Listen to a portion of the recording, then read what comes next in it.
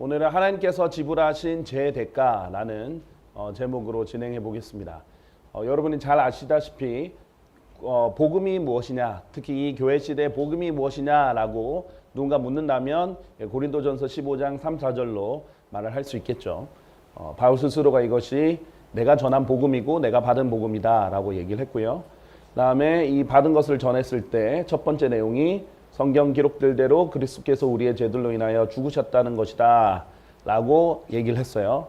그 다음에 그분께서 장사되셨다는 것이고, 그 다음에 성경 기록들대로 그분께서 셋째 날에 다시 살아나셨다는 것입니다. 자, 이 부분 중에 이제 첫 번째 부분, 이 대속에 대해서 오늘 다뤄보도록 하겠습니다. 우선 성경은 죄의 대가는 사망이다 라고 성경에서 분명히 말씀하시죠. 그래서 그리스도께서 우리의 죄들로 인하여 죽으셨다. 이 말은 우리의 죄들 때문에 그 대가를 사망으로 치르셨다. 대가를 치르셨다라는 뜻이죠. 자, 요한계시록 20장 14절에 보면 그리고 사망과 지옥도 불의 호수 속에 던져졌더라. 이것이 둘째 사망이라 라고 되어 있는데요. 자, 우리가 죄를 지으면요, 육체적으로 먼저 사망을 합니다. 그렇죠? 자, 그리고 우리가 모두 죄인으로 태어났기 때문에 죽지 않는 사람은 없어요. 하나님께서 죽기 전에 부르실 사람들을 제외하고는 다 모두가 일반적으로 다 죽게 됩니다. 자, 그러면 죽은 사람들은 어떻게 되는가? 이 죄의 형벌로부터 구원을 받지 못한 사람은 이 사망이 결국 둘째 사망으로 넘어갑니다. 이 사망과 지옥도 불의 호수 속에 던져지는데 여기서 이제 영원히 지내거든요. 이걸 둘째 사망이라고 보이는데, 그래서 말하고 하는데, 그래서 이제 죄인은 기본적으로 영원히 불의 호수에서 영원히 불탄다, 이 지옥으로 간다라는 개념이 이어지는 겁니다.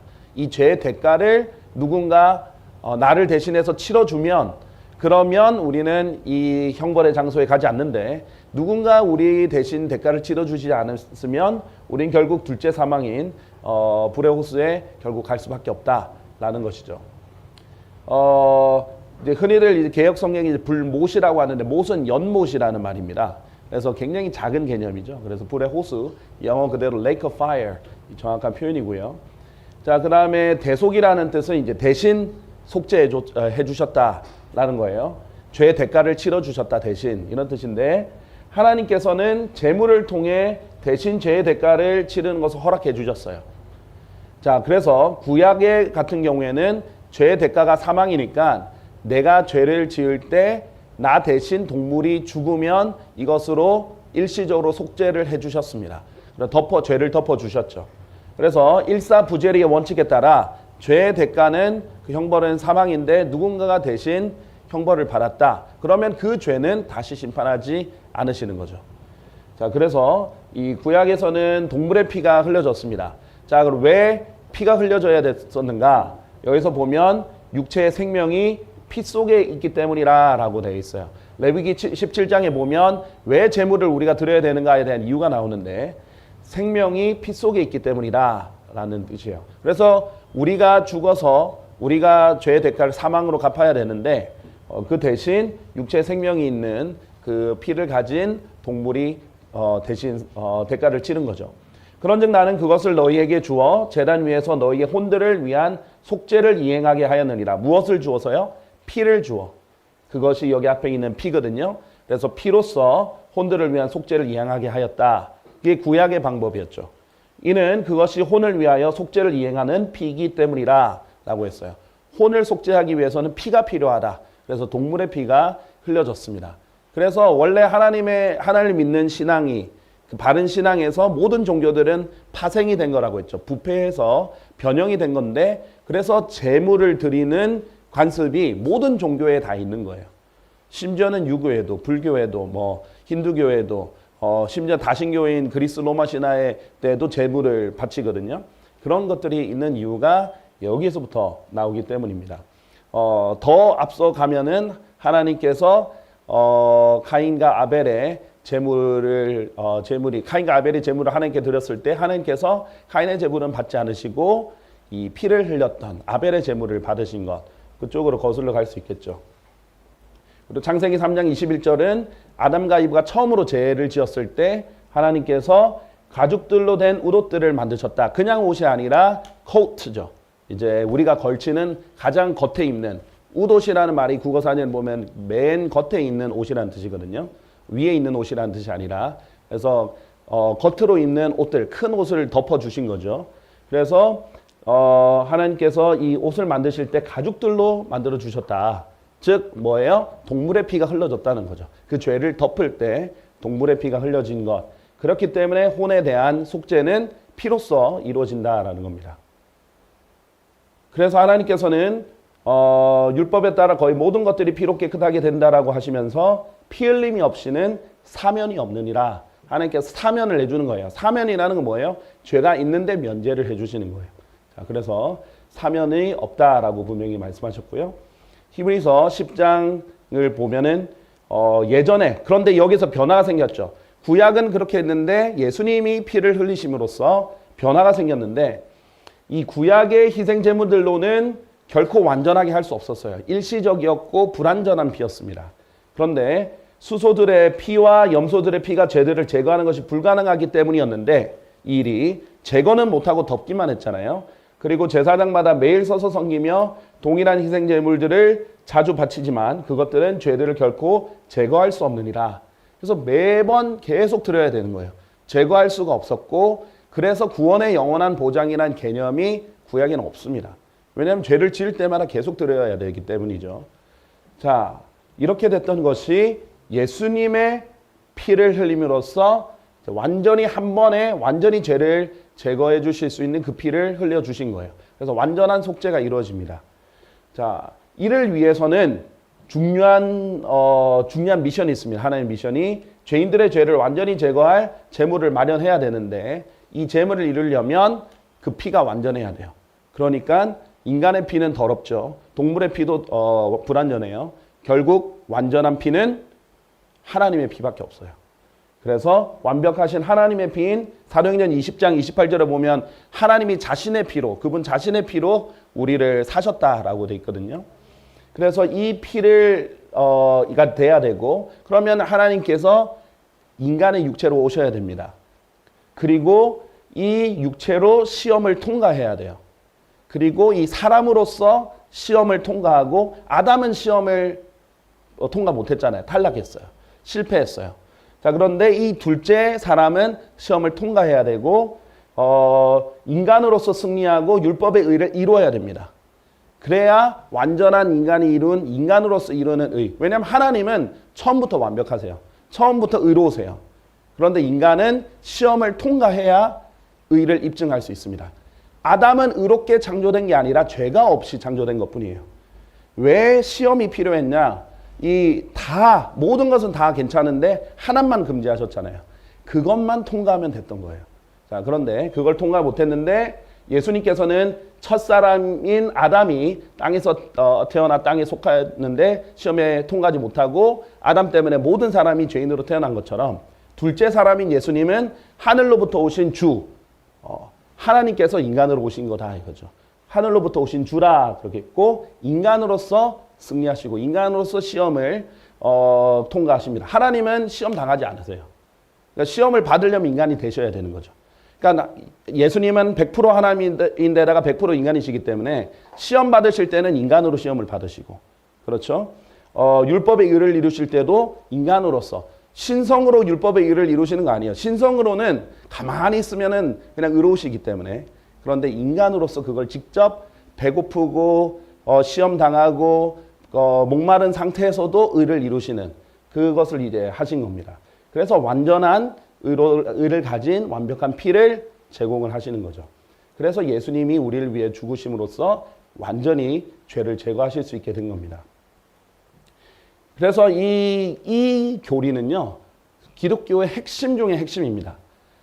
예수님이 하나님이라는 교리는 너무나 중요한 교리예요. 왜냐하면 예수님이 하나님이 아니면 우리의 구원은 불완전한 구원이고 모든 것이 틀어지기 때문에 이 경건의 신비는 논란의 여지 없이 위대하도다. 이거는 성경에서 가장 확실한 교리 중에 하나예요. 그래서 하나님께서는 육체로 명백하게 나타나셨다. 이것이 이제 경건의 신비의 첫 서두겠죠. 그렇게 하셨는데 성령 안에서 정당함을 입증받고 왜냐면 인간으로서 시험을 통과해서 정당함을 입증받으셔야 되거든요. 그분의 한 행동들이 정당함을 입증받아야 되고 예수님은 이제 의롭게 되실 수가 없어요. 이제 개역 성경에는 성령 안에서 의롭게 되셨다라고 되어 있는데 예수님은 원래 의로우시기 때문에 의롭게 되신 게 아니라 그분의 행동의 정당함을 입증받으신 거고 천사들에게 보이시고 이방인에게 선포되셨으며 세상 속에서 믿어지셨고 영광 속으로 들려 영접받으셨도다라고 되어 있습니다.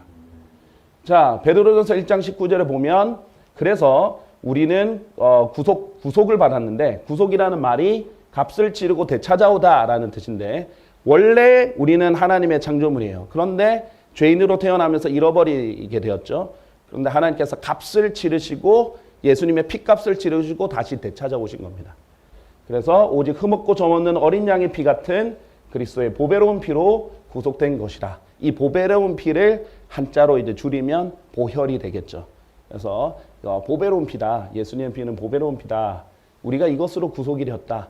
예, 이제 다시 하나님의 것이 된 겁니다. 그래서 디모데전서 2장 6절은 그분께서 예수님께서 모두를 위하여 하나의 속량값으로 자신을 주셨어요. 자, 우리를 위한 속량값은 여러 개가 아닙니다. 하나밖에 없어요. 이 하나의 속량값으로 주셨어요. 구약 때는 속량을 위해서 여러 번 제물이 드려졌지만 신약 때서는 하나의 속량값이고요. 다 합당한 때에 증언을 받으시리라 했습니다. 그래서 예수님의 희생은 이 대가를 치르시는데 반드시 필요했다. 이 교리적으로 알고요. 이제 앞으로는 예수님이 그럼 어떤 희생들을 치렀는지에 좀 초점을 맞출 건데요. 예전에 제가 이제 죄인이 구원받기까지 9가지 개념들이라는 강의를 했었어요. 거기에 가면 이제 예수님이 이루신 구원들을 다양한 용어들과 함께 다각도로 이제 본 것이 나옵니다. 이 모든 것들이 예수님의 우리를 위해서 죽으시고 부활하심으로써 이루어진 것들이죠. 자, 그러면 좀 희생에 초점을 맞춰 보겠습니다. 자, 제가 강의를 드리는 거는요. 복음을 전할 때 제가 강의한 내용을 모두 다 전해야 구원받는다는 게 절대 아니에요. 지난번에 이제 지옥에 대해서 얘기할 때 13가지 고통들을 얘기했죠. 그 고통들 다 알려드린 것은 이것을 꼭 다 전해야만 복음을 제대로 전할 수 있다는 게 아니라 이것을 다 알고 있으면 필요한 때, 적절한 때 이 고통을 강조를 한다든지 이 부분을 강조한다든지 아니면 시간이 많고 여유가 있으면 차분히 앉아서 그 부분을 더 부각을 한다든지 해서 얼마든지 쓸 수 있도록 하는 거죠. 제가 포인트를 드리는 것은 이제 우리가 아주 시간이 없고 간단할 때는 예수님께서 우리의 죄를 위해서 피 흘려 죽어 주셨어. 이렇게 얘기는 할 수 있겠지만은 여유가 있으면 예수님이 우리를 위해 흘려주신 그 피, 예수님께서 우리를 위해 해주신 그 희생, 이 희생을 강조를 많이 할 수 있으면 할 수 있을수록 좋습니다. 그러면 그 죄인이, 그러니까 죄도 말씀드렸잖아요. 자기가 죄인이라는 것, 지옥에 갈 죄인이라는 걸 인정하면 돼요. 하지만 회개를 위해서는 그걸 인정해야 하나님의 의를 신뢰할 수 있으니까. 그런데 자기가 얼마나 큰 죄인인지 더 깊이 알면 알수록, 그렇죠? 구원을 받을 때 그 감격과 그 감사와 그 기꺼이 받아들이는 정도와 그 느끼는 은혜의 정도가 크겠죠. 마찬가지입니다. 예수님의 희생을 알면 알수록, 더 깊이 알수록 하나님의 사랑이죠. 이 하나님의 사랑을 알면 알수록 그때 받았던 구원의 감격이 더 큰 거예요. 그러니까 이제 예를 들면 여러분이 이제 길거리에 지나다니는 사람들에게 전도지를 나눠주다가 잠깐 기회가 나가지고 짧게 얘기를 한다. 그러면 간결하게 얘기할 수도 있겠죠. 하지만 그게 아니라 공원에서 차분히 앉아서 얘기를 한다. 아니면 내 자녀들에게 복음에 대해서 얘기를 한다. 그러면 상세하게 얘기해주면 얘기해줄수록 좋죠. 그래서 강의에서는 가능한 한 좀 상세하게 설명을 드리려고 합니다. 그래서 그리스도의 희생으로 보면요. 일단 인간으로 낮아지신 희생부터 하나님이 인간으로 오신 그 희생부터 설명을 드릴 수 있겠죠. 하나님께서는 원래 영원에 계셨던 분이죠. 예수님께서는 그 영원에 계셨고 아버지와 함께 그 영광 가운데 계셨던 삼일체 한 분으로서 계셨는데 어떻게 됐어요? 그 말씀은 하나님이셨느니라. 하나님 그 자체였는데 이 영광을 버리고 놔두고 오신 겁니다. 자, 놔두고 어디에 오셨어요? 구유에 오셨죠. 왕궁에 태어난 것도 아니에요. 그리고 인간 왕궁이 아무리 좋아봤자 이 하늘에 비할 수가 없겠죠. 구유로 오신 거예요. 자, 거기에서 하나님이 이렇게 낮아지신 것을 강조할 수 있고요. 여기서 이제 설명으로는 예수님께서는 하나님의 형체로 계시기에 하나님과 동등하심을 강탈하는 것으로 생각하지 않으셨느니라. 동등하시니까. 그런데 스스로 이름 없이 되셨으며 자기 위에 종의 형체를 취하셨고 예수님이 나타날 때 정말 막 하늘에서 빛이 찬란하게 비치면서 짜자잔 하면서 막 영광스럽게 나타나실 수 있는데 이름 없이 나타나셨어요. 자, 그런데 어떻게 했어요? 천사들이 가만히 있지 않았어요.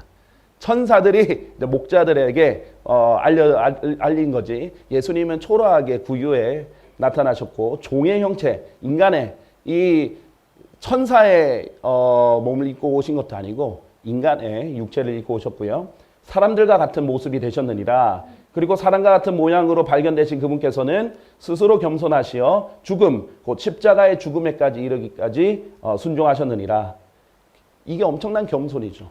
십자가에 벌거벗겨지고 고통을 당하면서 억울하게 죽으시는데 겸손해서 십자가의 죽음에까지 순종하셨다. 이 부분을 이제 설명을 해줄 수 있으면 참 좋습니다. 예수님의 그 희생이 얼마나 값진 희생인지.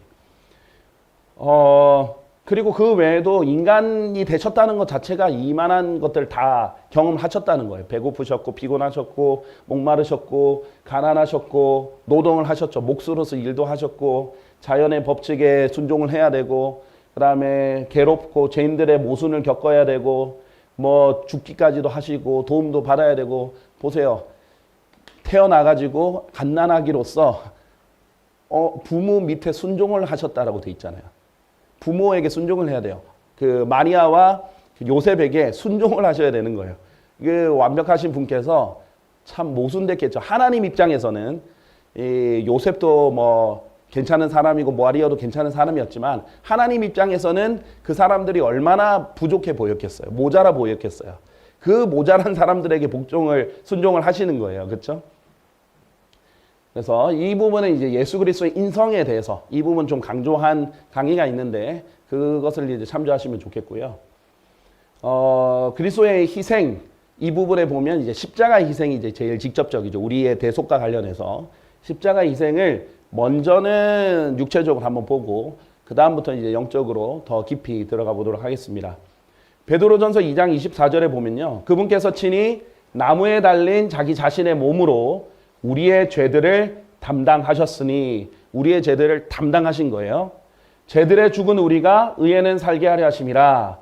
그분께서 맞으신 채찍들로 인하여 너희가 치유되었느니라 라고 되어 있습니다. 친히 자기 자신의 몸으로 직접 죄들을 담당하신 겁니다. 자, 그래서 십자가 소위 이제 최악의 형벌이다. 가장 고통스러운 형벌이다 라고도 하죠.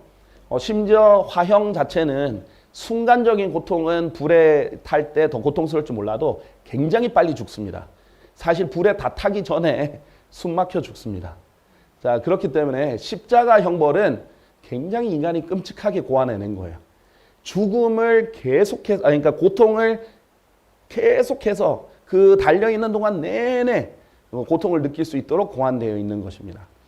자, 그래서 양손과 양발에 못 박히는데요. 의학적으로 이제 보면은 이 정도 위치겠죠. 그런데 여기 신경이 다 지나가잖아요. 양발에 박힐 때도. 신경이 지나니까 얼마나 아프겠어요. 그리고 민감하잖아요. 이빨에 신경이 잠깐 튀어나오거나 이빨이 썩어서 건드리게 되면 어떻게 돼요? 치통이 엄청 강하죠. 근데 그것보다 못이 아예 그냥 박혀버리면 얼마나 강하겠습니까? 그리고 고통과 목마름 속에서 서서히 숨이 막혀 죽게 되는 거죠.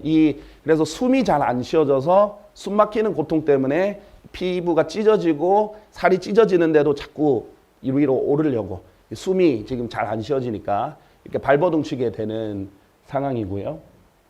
이 부분은 뭐 아주 자세히 다루진 않겠지만 필요한 자료들과 함께 보여드리겠습니다. 그래서 신경이 지나가는 곳이기 때문에 굉장히 어렵고 대신 뼈는 상하지 않잖아요. 뼈는 상하면 안 되니까 그 예언이 있으니까 뼈 사이로 이렇게 박아버리는 겁니다. 자, 그래서 이 죄들은 우리가 손으로 지은 죄들을 담당하셨겠죠. 자기 몸으로 우리의 죄들 다 담당하셨으니까 우리의 손으로 지은 죄들을 담당하시고 이 발은 악을 행하는데 빠른 발 하나님께서 저주하시죠. 여러분이 죄를 지을 때 깊이 생각하고 숙고해서 그래 내가 이걸 지어야 돼? 내가 꼭 이걸 해야 되나? 아니잖아 하고 생각해 보면 얼마든지 안 할 수 있는 건데 그냥 바로 달려가 버린 그런 발.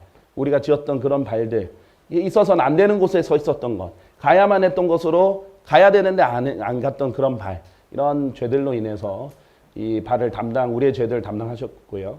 또 어깨가 탈골되고 호흡도 곤란하고 등에 채찍도 맞고 이런데 우리의 짐들을 대신 담당하셨던 그런 것들을 이제 볼 수 있겠죠. 그다음에 이제 호흡은 영과 관련이 있으니까 영적인 죄들과도 관련이 있을 거고요. 그다음에 채찍질을 이렇게 당하셨죠.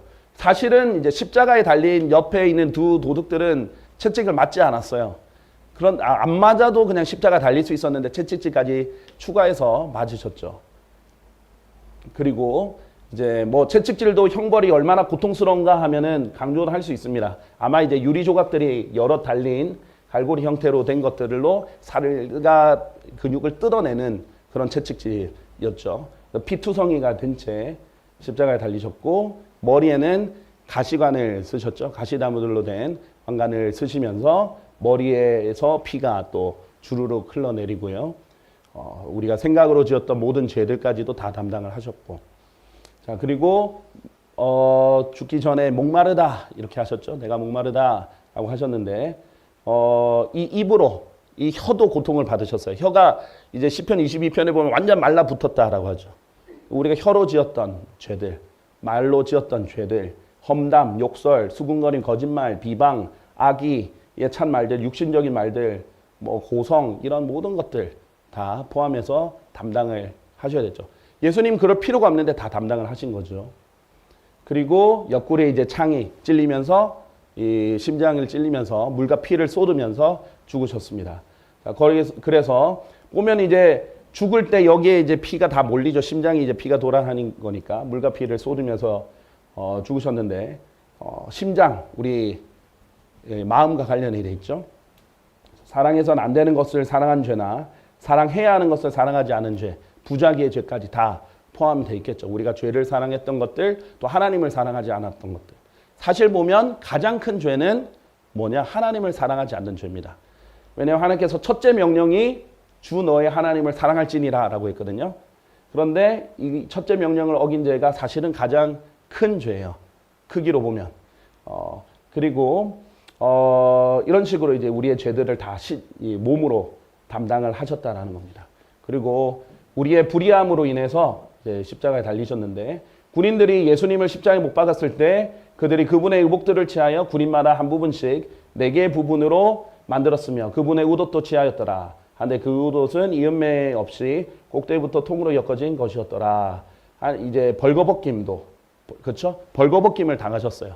사실 죄인의 상태가 이제 아담이 죄지었던 것처럼 벌거벗은 수치스러운 상태입니다. 우리의 수치스러운 죄들 지금 밝혀지면 절대 드러나면 절대 안 되는 그런 수치스러운 죄들 그렇죠? 상상만 해도 수치스러운 그 죄들 때문에 대신 수치를 당하신 거죠. 뭐 얼굴에 침뱉음 당하시고 주먹으로 맞으시고 손바닥으로 이제 맞으시고 이런 것들 두 뺨을 기꺼이 내주셨고요. 등도 내주시고 머리카락도 뽑힘을 당하셨죠. 그리고 수치와 침뱉음으로부터 얼굴을 숨기지 아니하셨다라고 되어 있습니다. 이런 모든 모욕들까지 우리가 모욕했던 하나님도 모욕하고 사람을 모욕했던 죄들까지 다 담당을 하셨습니다. 성경은 이사야서 53장 4절에서 5절에서 보면 하나님의 어린 양이신 예수님의 고통을 이렇게 말씀하십니다. 예수님의 대속에 대해서 이렇게 말씀하십니다. 확실히 그는 우리의 비통함들을 담당하였고 우리의 슬픔들을 짊어지셨도다. 그럼에도 우리는 그가 매를 맞고 하나님께 맞아 고난을 받는다고 여겼도다. 그러나 그가 상처를 입은 것은 우리의 불법들로 인함이요 그가 상한 것은 우리의 죄악들로 인함이라. 우리의 화평을 위하여 징계가 그의 위에 임하였도다. 그런즉 그가 맞은 채찍들로 우리가 치유되었도다. 네, 우리가 받아야 될 징계들 대신 받고 우리가 낫게 해주려고. 우리가 원래 다 영적 소경이잖아요.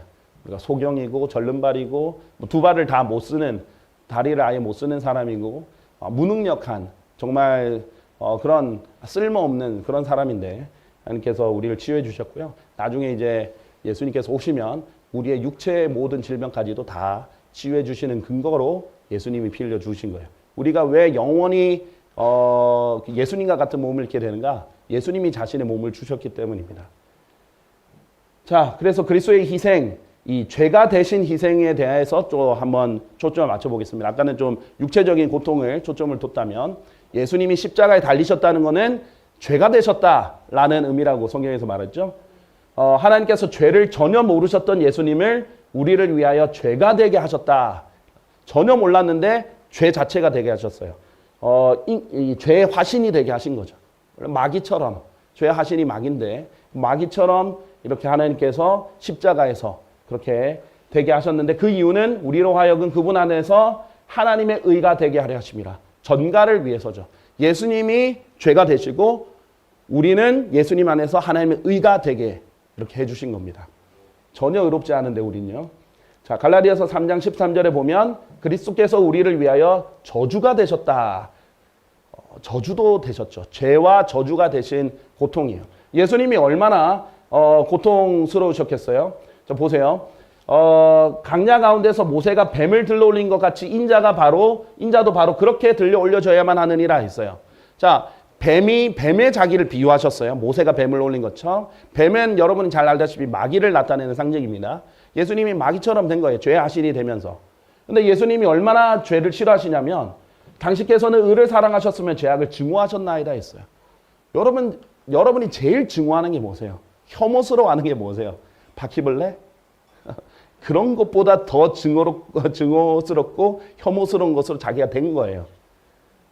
여러분이 바퀴벌레로 변해서 더듬이가 생기고 이렇게 기어다닌다면 어떻게 끔찍하겠어요? 그 하수구로 기어다니고 끔찍하죠. 그것보다 훨씬 더 더럽고 끔찍했을 거예요. 그리고 당신께서는 악을 보고 계시기에는 너무 순수한 눈들을 가지셨기에 죄악을 관망하실 수 없나이다. 그냥 보는 게 아니죠. 하나님의 모든 것을 보세요. 근데 관망하는 것은요. 그냥 가만히 지켜보는 거예요. 그렇게 못하실 만큼. 왜냐하면 죄를 보면 바로 치셔야 되는 분이고 죄를 보면 심판을 하셔야 되는 그런 부분이에요. 근데 본인이 죄가 되셨어요. 엄청 순수한 눈을 가지셨는데 그렇게 되셨다는 겁니다. 자, 많이 고통스러우셨겠죠? 사실은 육체의 고통보다 더 고통스러우셨을 거예요. 이런 것들이.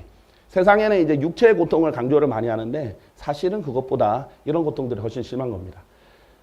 자, 아까 저주가 되셨다고 그러겠죠. 우리를 위해서. 제가 구령할 때 실제로 사용을 했던 이제 실제 사례인데 하나의 팁으로 한번 가져와 봤습니다.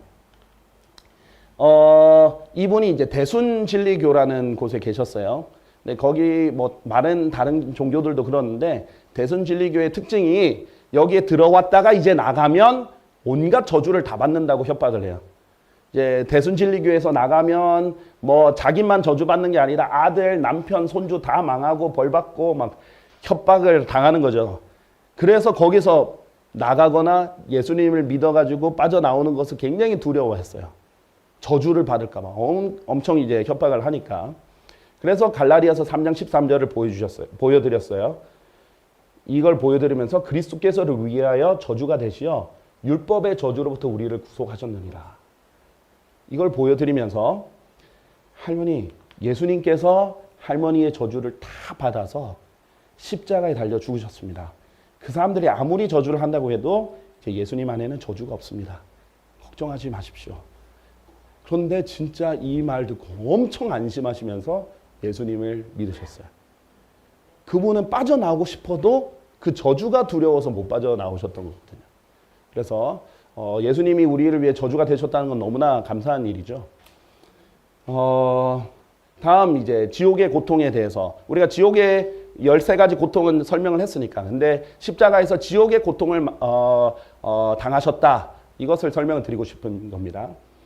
요한복음 19장 28절 30절 아까 인용을 했죠. 내가 목마르다 라고 하셨잖아요. 그렇죠? 내가 목마르다. 이게 지옥에 있는 죄인들이 우리가 알고 있는 부자와 나사로의 그 사건을 보면은 지옥에 간 부자가 어떻게 돼요? 물 한 방울이라도 얻으려고 자 그의 손을 물에 담궈가지고 자 혀를 좀 식히게 해달라고 요청했는데 거절을 당하죠.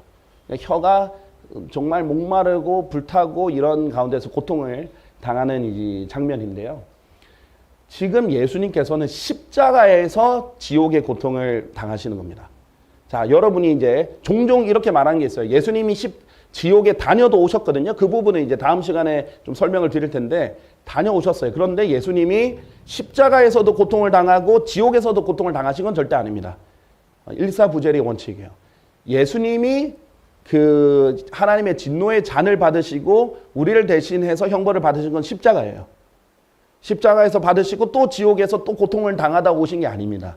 자, 그래서 그 부분은 여러 가지로 이제 설명을 드릴 수 있는데 이 부분에 혹시 어떤 사람은 이제 예수님이 지옥에 가서 우리를 위해서 고통을 당하셨다 이러는데 지옥의 고통을 우리를 위해 당하신 건 맞아요. 근데 그게 지옥에서가 아니라 십자가에서다라는 것을 이제 말씀을 드립니다. 자, 이사야서 53장 10절에 보면 그럼에도 그를 사랑하게 하는 것이 주를 기쁘게 해드렸도다. 예수님을 상하게 하는 것이 하나님 아버지를 기쁘게 해드렸다는 거죠. 그분께서 그를 비통함에 두셨도다. 당신께서 그의 혼을 죄를 위한 제물로 만드실 때 예수님의 혼을 죄를 위한 제물로 만드셨다라는 거예요. 자, 그래서 예수님은 제물이 되셨죠. 근데 구약에 보면 제물이 어떻게 죽었습니까? 이 놋제단 위에 받쳐졌어요. 각을 뜨고 불에 태워지고 그래서 제단 위에 있는 불은 그 안에서 타고 있어야 하리니 그것이 꺼지지 않게 할지니라 계속 태워져야 됩니다. 이 성막에 있는 불은 왜냐하면 지옥불을 상징하거든요. 가장 먼저 봐야 되는 게 지옥이에요. 놋제단입니다. 그리고 제사장은 매일 아침 그 위에 장작을 태울지니 번제물을 그 위에 정렬하여 올릴지니라. 제사장의 역할이 절대 불이 꺼지지 않게 하는 거. 지옥불. 그리고 안에 들어가면 이 불 있죠. 거기에 불은 뭐예요? 촛대에 있는 그 등잔대에 있는 불이죠. 거기에 있는 불이 꺼지지 않게 하는. 그건 성령님은 또 상징하는 것이고요. 이제 제사장들이 그런 일들을 하는 겁니다. 그래서 희생제물들을 태우듯이 예수님께서 그 고통, 불의 고통을 견디신 거죠. 자, 이 지옥의 고통을 이제 견디셨고, 그래서 예수님이 나는 벌레요 사람이 아니라 이렇게까지 말씀하셨어요. 실제로 지옥에 가면 사람들이 벌레처럼 된다고 말씀드렸죠. 예수님이 이 십자가에서 자기를 이제 개들이 둘러싸서 찌른다 하면서 그 십자가에 달렸을 때 자기가 벌레라고 이렇게 고백을 하셨던 겁니다. 벌레 취급을 이제 또 당하기도 하셨고요. 자, 그러면 마태복음 27장 46절에 보면 예수님은 나의 하나님 어찌하여 당신께서는 저를 버리셨나이까 하면서 버림받으셨다고 했죠. 지옥에 있는 사람들은 영원히 버림받는 사람입니다. 하나님께 아무리 기도해도 응답 못 받고 영원히 버림받는 사람이고요. 그렇기 때문에 이 하나님 아버지라고 부르면 안 돼요. 그건 신성과 관련이 있어요. 아들 하나님이거든요. 아들 하나님으로서는 버림받지 못해요. 삼위일체이기 때문에. 그런데 인간으로서는 하나님 인간으로서는 이제 버림을 받으신 겁니다. 자, 바로 여러분을 대신해서 그렇게 대가를 치러주신 것이다 라고 이제 보시면 됩니다. 지옥의 고통을 대신 겪으셨기 때문에 우리가 지옥에 가서 고통을 당하지 않아도 되는 겁니다. 자, 조금 더 관점을 다르게 봐서요. 초점을 하나님 아버지께로 잠깐 옮겨보겠습니다. 그리고 다시 돌아올 텐데요. 하나님 아버지는 얼마나 고통스러우셨을까요? 하나님 아버지의 희생의 관점에서 잠깐 볼게요. 요한복음 3장 16절에 보면 이는 하나님께서 세상을 이처럼 사랑하셨기 때문에 그분께서 자신의 독생자를 주셨으니 라고 했어요. 자신의 독생자를 준 거예요. 직접 유일하게 낳은 아들, 독생자라는 뜻인데 유일하게 낳은 아들을 줘버린 거예요. 어떻게? 십자가에 달려 죽도록 우리를 위해 희생하도록 주신 거예요. 그래서 우리 신약 성경에 보면요. 신약 성경뿐만 아니라 성경 전체에서 하나님께서 어떤 사람을 두고 내가 매우 기뻐한다 라고 말한 사람은 예수님밖에 없어요. 예수님 외에는 매우 기뻐한다라고 말씀을 하신 적이 없거든요. 근데 예수님을 보면 계속해서 이 말을 반복하세요. 하늘에서부터 아버지가 이렇게 말씀하십니다. 예수님께 이는 나의 사랑을 받는 아들이니 내가 그의 안에서 매우 기뻐하노라. 예수님이 하나님 아버지께서 예수님 안에 계시다는 거죠. In whom I'm well pleased. In whom 이게 현대 가톨릭 성경들은 사라졌어요. 그래서 그냥 내가 그의 안에서 기뻐하는 게 아니라 내가 그를 기뻐한다라고 돼 있어요. 그게 아니라 하나님 아버지가 예수님 안에 계시다라는 진리, 이걸 강조하는 거죠. 킹제임스 성경의 진리입니다. 내가 선택한 나의 종을 보라. 나의 사랑을 받는 자니 내 혼이 그의 안에서 매우 기뻐하노라. 여기서도 이는 나의 사랑을 받는 아들이니 내가 그의 안에서 매우 기뻐하노라. 이렇게 강조를 하셨습니다. 하나님 아버지께는 가장 소중한 존재겠죠. 왜냐하면 보통 아들이라는 것이 자신의 분신이에요. 자식은 자신의 분신이라고 하잖아요. 이제 예수님은 신격의 모든 충만함이 이제 몸의 형체로 거하시는 분인데요.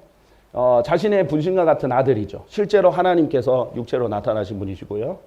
그래서 이것과 예표로서 맞는 것이 창세기 22장에 아브라함이 자기 독자 이삭을 드리는 것으로 히브리서에 보면 히브리서 11장에 보면 이게 모형이다. 이삭이 예수 그리스도의 모형이다라는 걸 알려주잖아요.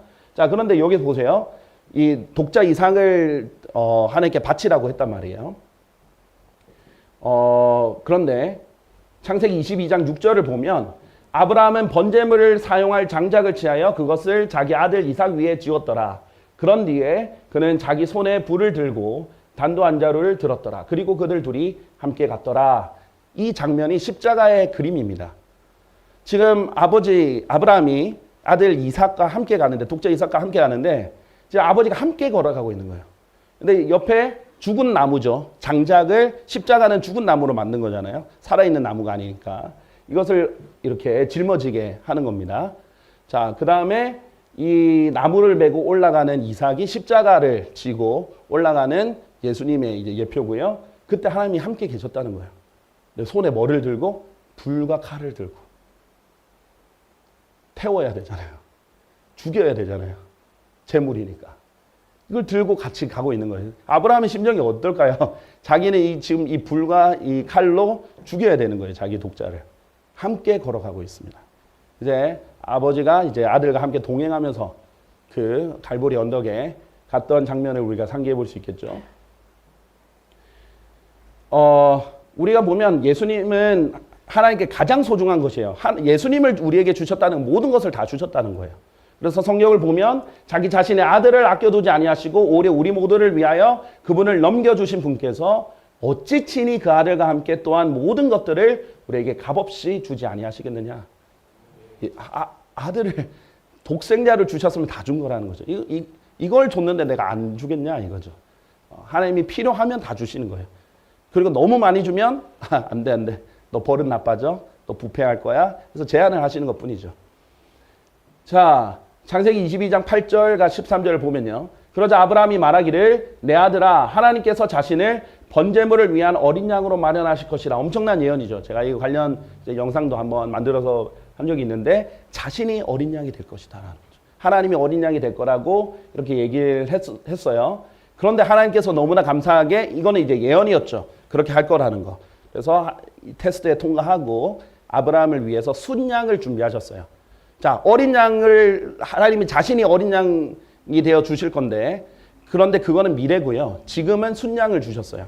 자, 그런데 여기에서도 아버지의 관점이 느껴집니다. 자, 예표잖아요. 하나님 아버지가 예표로서는 마음은 이러셨을 거라는 것을 엿볼 수 있는 장면이에요. 이에 아브라함이 이제 하나님께서 독자 이삭을 죽이려는 거 막으시고 그렇죠? 그 다음에 순양을 준비해서 주시잖아요. 이 아브라함이 자신의 두 눈을 들어보았더니 보라 그의 뒤에 순양 한 마리가 그의 뿔들이 덤불에 걸린 채 있었더라. 순양은 뭐예요? 완전히 다 자란 남자 양이죠. 아버지 양이란 말이에요. 어린 양은 새끼 양이고 그의 뿔들이 덤불에 걸린 채 있었더라. 그리하여 아브라함이 가서 그 순양을 취하여 번제물로 자기 아들을 대신하여 그를 바쳤더라. 하나님께서 의인하시는 거죠. 이 순양을 바쳤더라. 그런데 자기 아들을 대신하여 그를 바쳤더라. 결과적으로 예표로는 하나님 아버지가 자기가 대신 그렇게 하고 싶은 그런 심정이셨을 거예요. 아브라함도 그렇지 않겠어요? 독자 이삭 대신 차라리 자기가 제물이 되고 말지 자기 손으로 자기 아들을 어떻게 바치겠어요. 그렇죠? 그래서 그런 심정을 엿볼 수 있다라고 생각이 됩니다. 자, 그래서 실제로 십자가에 예수님이 달리셨을 때 하늘이 이제 캄캄해졌죠. 하나님께서 이미 이제 예수님 죽으실 때는 오후 3시밖에 안 됐거든요. 해가 질 때가 아니에요. 하나님께서 일부러 어둡게 하셨어요. 안 보겠다 이런 의미라고 볼 수 있겠죠. 그래서 이때 예수님이 제 9시경, 이 유대인 시간으로 9시경, 우리 시간으로 오후 3시 이때 예수님께서 십자가에 달려 죽으십니다. 하나님께서는 자신의 아들의 죽음조차 보고 싶지 않으셨겠죠. 그런 아버지의 심정을 또 이해를 해볼 수 있겠습니다. 하나님의 사랑이 얼마나 큰지, 자, 자기가 얼마나 큰 죄인인지, 지옥에 갈 죄인인지, 알고 하나님 사랑이 얼마나 큰지를 알면 구원을 감사할 수밖에 없어요. 네. 그래서 여유가 있으면 이렇게 자세히 설명해 주는 것도 참 좋은 방법입니다. 자, 그 다음에 이제 이 마지막으로 이 관점을 한번 보겠어요. 영원의 관점으로 보겠어요. 하나님은 영원한 존재십니다. 그렇죠? 근데 여러분은 한 번도 영원한 존재인 적이 없어요. 시간에 속해 있었어요. 하나님이 영원하다라는 건 어떤 의미일까? 이 관점에서 한번 좀 보도록 하겠습니다. 자, 예수님 부활하신 후에도 못자국은 그대로 있으셨단 말이죠. 그렇죠? 옆구리에 창자국도 있고. 그래서 보여주셨단 말이죠. 자, 그런데 요 부분. 그런데 사도 요한이 요한계시록에서 하늘로 올라갔더니 거기에서도 예수님께서 어떻게 돼 있어요? 여전히 그 상처가 있는 거예요. 그 상흔이 있는 거예요. 그래서 예수님을 봤더니 한가운데 도살당했던 것 같은 한 어린 양이 서 계셨고, 예수님이 이제 어린 양이신데 딱 봤더니 도살당했던 것 같은 그 자국이 있는 거예요. 예수님이 여전히 그 못자국과 장자국을 가지고 계시겠죠. 그래서 영원히 이 상흔을 가지고 계십니다. 예수님은. 자, 우리는 완벽하게 될 거예요. 유일하게 상흔이 있는 분이 예수님입니다. 어떻게 그럴 수가 있죠? 우리는 완벽하게 해주시고. 자, 그런데 하나님은 어떤 분이신가? 예수님 하나님이시기 때문에 영원에 거주한다 라고 하셨고, 하루가 천년 같고 천년이 하루 같은 분이신데, 영원에 계시는 하나님께는 사실 한순간도 영원 같으세요. 그러니까 하나님이 직접 죽음을 경험했다라는 것은 사실 그분께는 어떤 영원한 그런 고통을 우리를 대신해서 경험을 하신 것과 다름이 없다, 이렇게 볼 수 있습니다. 그래서 예수님이 오셨을 때 때가 돼서 오셨어요. 그러나 그때의 충만함이 이르자 하나님께서 자신의 아들을 파송하셨으니 하늘에서 이제 선교사처럼 파송을 하신 거예요. 자, 그래서 때가 차서 오신 거고, 예수님께서는 이미 세상의 기초를 세우시기 이전에 그분 안에서 우리를 선택하심에 따라 예수 그리스도를 통하여 우리를 자신의 자녀들 입양할 것을 예정하셨다. 에베소서 1장 4절에서 5절에서 그러잖아요. 개인의 구원을 예정하신 게 아니고요. 누구나 예수님을 믿으면 예수님 안에서는 내가 자녀로 입양하겠다. 그것을 계획을 하셨다는 겁니다. 그래서 예수님 믿으면 이제 자녀가 되는 거예요. 입양을 예정하신 거예요. 쉽게 말하면 이제 맨 마지막에 목적어가 뭐예요? 입양하실 것을 예정한 거지, 한 명 한 명을 지옥에서 구원을 할 것을 미리 정해놓으셨다는 말이 아닙니다. 예수 그리스도 안에서 그럴 거라고 예정하셨으니까 뭐예요? 미리 예수님이 죽을 것을 예수님도 알고 계신 거죠. 그렇죠? 다 알고 계시고 다 준비되어 있어요. 마치 죽음을 알고 있는 사형수처럼, 사형 날짜를 알고 있는 사형수처럼. 근데 예수님 입장에서는 지옥의 고통이 있을 것도, 자기가 하나님께 버림받을 것도, 이 모든 이 죄가 돼야 되는 것도, 저주가 돼야 되는 것도, 모든 걸 알면서 기다리시는 거예요. 그런 관점에서도 생각해 볼 수 있겠죠. 그래서 이런 영원한 하나님이 우리를 위해서, 영원하지 못하는 우리를 위해서 희생을 치러주시고 우리에게 영원한 생명을 주신 이 은혜, 우리가 이 은혜들에 대해서 감사를 드려야 되겠습니다. 그래서 이제 영어로 grace라고 하면, 은혜라고 하면 God's riches at Christ's expense, 예수 그리스도의 희생에서 나오는 하나님의 부요하심이라는 뜻입니다. 하나님의 은혜는 우리가 절대 받을 가치가 없는데 예수 그리스도의 희생에서 나오는 하나님의 부요하심을 우리가 받게 된 것입니다. 그래서 오늘 이것으로 강의를 마치도록 하겠습니다. 감사합니다.